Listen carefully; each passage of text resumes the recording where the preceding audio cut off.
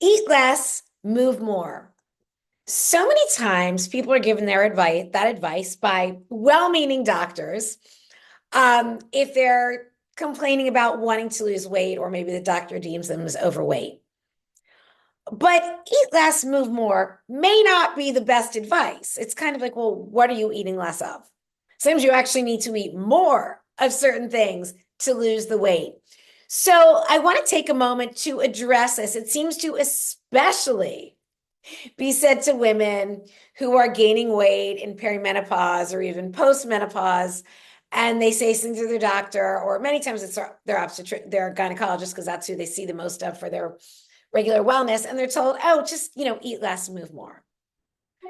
Okay, we need a little more information than that. So here's how that can backfire. If you just start eating less food, eating less calories, cutting back on everything, making all of your portions teeny tiny, maybe some skipping meals and having a snack instead, or not having anything. A couple things can happen. One is you can start feeling so deprived that you end up overeating out of just kind of an emotional thing, or because your body's not getting the nutrients it needs, you just want to pick at things. And there's actually something called the protein leverage hypothesis that states our bodies will continue seeking food until our protein needs are met. So if you find yourself always wanting to snack in the evening, even though you've had dinner and maybe a big pasta dinner or something, but you feel like you've had plenty to eat, but you're like, why am I still wanting food? It's probably because you didn't have enough protein. So eat less, move more isn't necessarily the right advice, because cutting back can either lead to feeling deprived and then overeating, or simply not having the nourishment and your body is literally driving you to want more food. Or like some people I know, you do stick with that and you lose weight, but you end up losing a lot of muscle too, and which is not healthy, because muscle is the organ of longevity. Muscle is so important to healthy aging. And of course, aesthetically, it's what helps us look toned, but it's so much more than that. And then that other piece of advice, to move more. Yes, I believe most of us could benefit from moving more, but it needs to be done in ways that aren't too stressful for the body. So if you've been inactive and you're suddenly throwing yourself into running, jogging, doing the stationary bike, hitting the gym hard, that could actually lead to injury. Or a lot of women who do a lot of like the chronic cardio, they're always doing the stationary bike, always trying to burn off what they're eating, end up actually raising their cortisol levels, which can then lead to more fat storage. So it can be not the best thing. So let's look at this advice, eating less, moving more. How could we make this better? So when it comes, let's start with the moving more that we were just talking about. Yes, move more, but start with walking. If you are not moving much now, especially if you're not moving much now, or even if you are, say, working out regularly, but you're not seeing the results you want to see, I would say keep the workouts you're doing.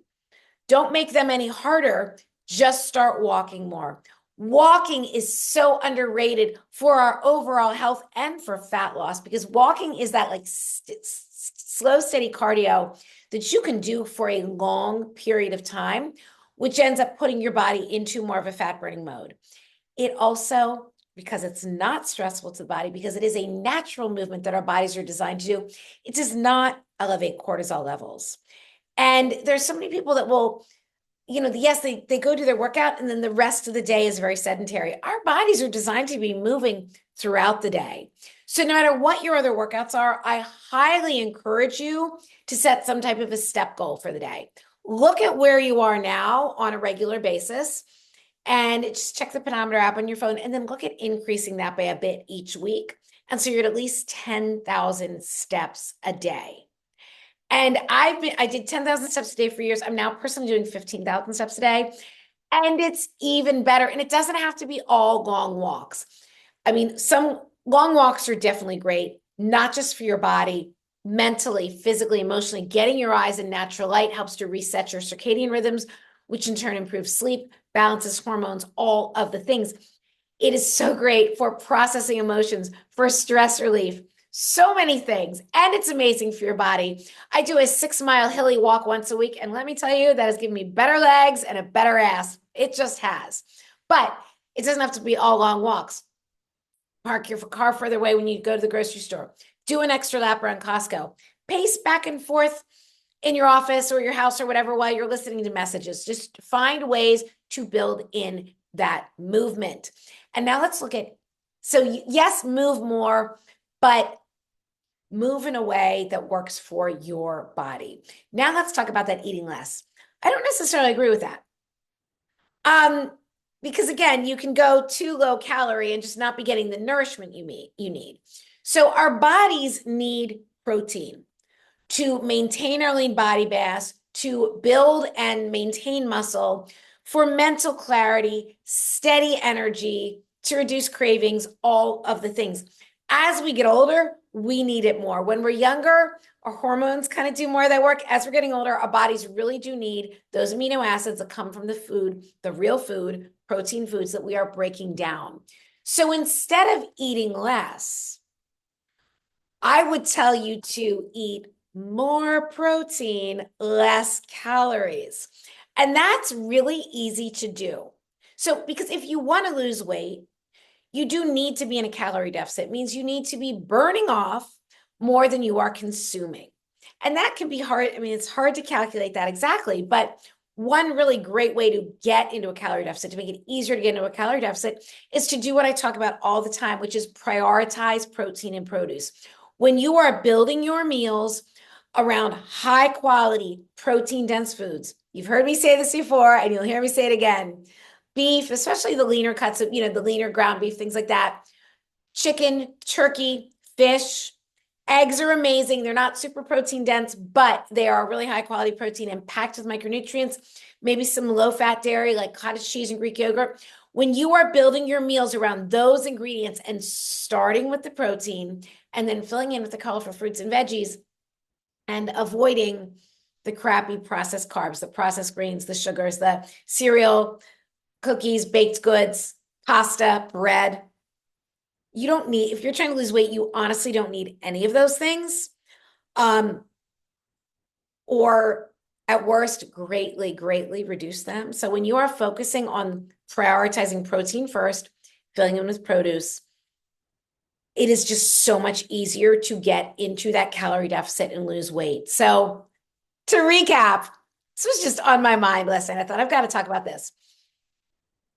If somebody tells you to eat, you want to lose weight and someone says eat less, move more, that's not necessarily the best advice. Eat more protein, fewer calories, and yes, move more, but start with walking. And that is the magic formula. Drop your questions in the comments. If you are enjoying this content on YouTube, it gives me a chance to go a little more in depth for you. And also for you to pick and choose and you can see what the video is about, decide if it's something you want to watch instead of scrolling through social media. So if you find this helpful, I'd be honored if you subscribe, even more honored if you start sharing my content with other people. That is how we get this message across. And if you want more of my weight loss content, I've linked my cookbook, Happier, Healthier, and Hotter, High Protein, Low Calorie, Bikini Friendly Recipes. There is a link to that in my YouTube profile. $21, immediate digital download, tons of amazing recipes, the same things I use in my own kitchen, and the ones that I've shared with clients who've successfully lost anywhere from 10 to 35 pounds and kept it off eating real food. So check that out, and I'll see you back here soon with another video. Bye.